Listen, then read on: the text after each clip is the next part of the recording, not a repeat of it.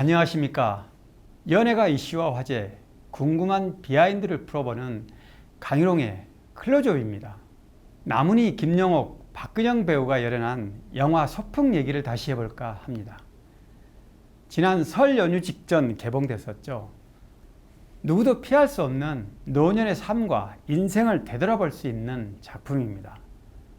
저도 개봉 첫날 관람한 뒤 개인적 감상평을 말씀드린 바 있습니다만 영화관을 찾은 관객들의 반응은 비교적 따뜻했습니다.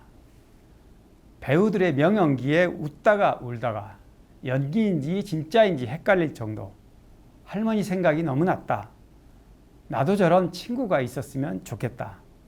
다시 봐도 또 울 자신이 있다. 개봉 3주차에 접어든 12억짜리 저예산 영화 소풍이 의미 있는 기록을 쓰고 있습니다. 소풍은 19일 영화관 입장권 통합 전산망 기준 25만 800명을 동원했습니다. 독립영화가 20만 명을 넘은 것은 2019년 한거 유관순 이야기 이후 5년 만입니다.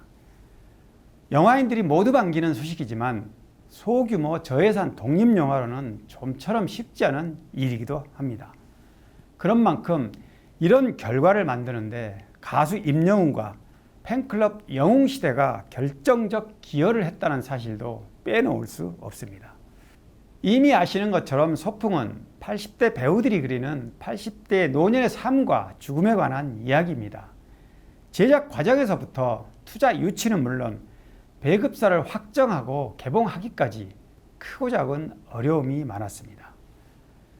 영화 개봉 직전 김용균 감독은 언론 시사에서 이런 말을 했었죠. 영화의 마무리를 장식할 음악이 필요했다. 임영웅의 노래를 꼭 쓰고 싶었다. 제작진들과 함께 진심을 담아 편지를 썼다. 임영웅이 그걸 읽어봐 줬다. 우리의 마음을 알아봐 준 것 같아서 너무나 고맙다. 감독과 제작진이 행여나 지푸라기라도 잡는 심정으로 편지를 썼는데 임영웅이 선뜻 응해준 것이죠. 외면하지 않고 따뜻하게 감싸는 임영웅의 아름다운 배려에 누구라도 감동할 수밖에 없습니다.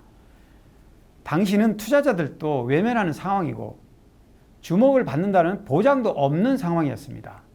유명 가수라면 낯설고 생소한 소재의 영화에 OST로 참여하는데 고민이 생길 수밖에 없습니다. 더구나 임영웅의 위상과 인기 등을 고려하면 더욱 쉽지 않은 일입니다. 그렇다고 세상 사람들이 모두 다 현실적이지는 않습니다. 숭고한 노년의 삶을 그린 영화에 국민가수 임영웅이 OST로 참여하며 80대 원로 배우 어벤져스를 응원했습니다. 이 영화가 탄생하는 과정이 알려진 대표적인 감동 사례이기도 합니다. 누구도 넘볼 수 없는 가수와 팬덤의 긍정적인 영향력은 엄청난 결과로 나타났습니다. 소풍은 손익분기점 관객이 25만입니다. BEP를 넘긴 지금의 추세라면 곧 30만 명을 넘어 흥행까지 바라볼 수 있지 않을까 생각됩니다. 사실 소풍이라는 영화가 널리 알려지고 배급사를 확정해 설 연휴에 개봉까지 이루어질 수 있었던 것은 자작곡으로 영화에 힘을 보탠 임영웅과 영웅시대의 역할이 결정적인 발판이 됐습니다. 소풍은 임영웅이 영화 OST에 참여한 사실이 알려진 직후 작품의 인지도가 급상승했습니다. 지난해 10월 부산국제영화제 초청 당시에도 임영웅의 팬덤 영웅시대가 보여준 뜨거운 관심에 힘입어 전회차 상영 매진을 기록한 바 있습니다.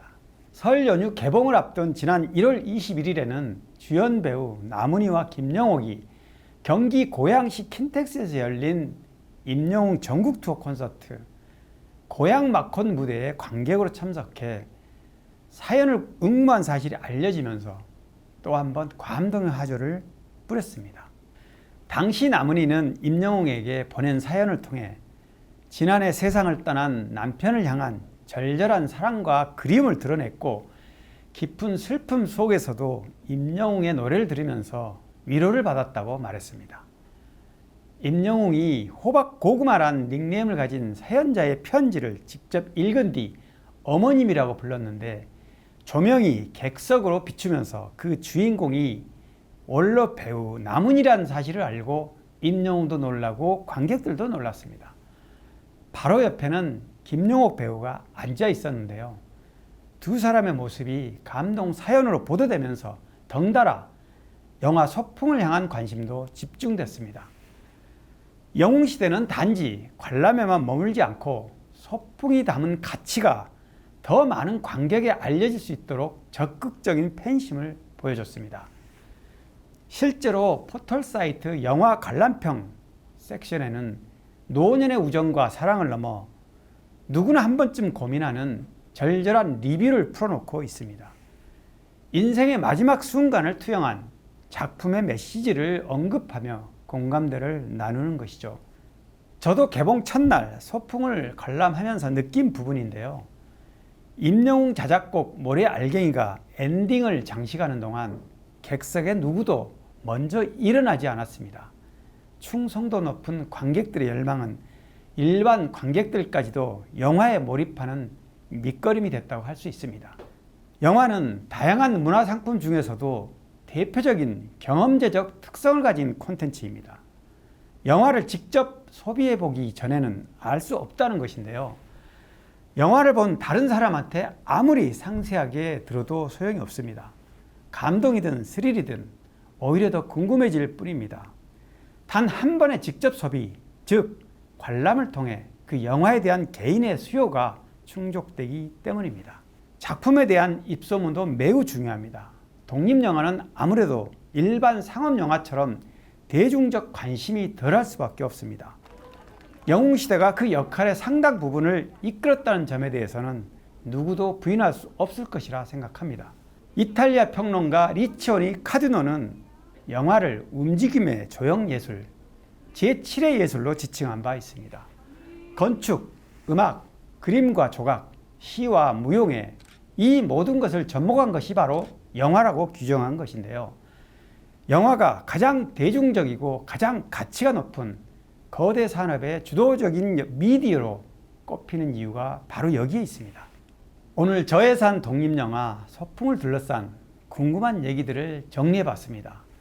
충성도 높은 관객 반응과 제작진의 OST 삽입, 의미 있는 기록 수립, 여기에는 물론 가수 임영웅과 영웅시대가 결정적 기여를 했다는 점도 빼놓을 수 없을 것 같습니다.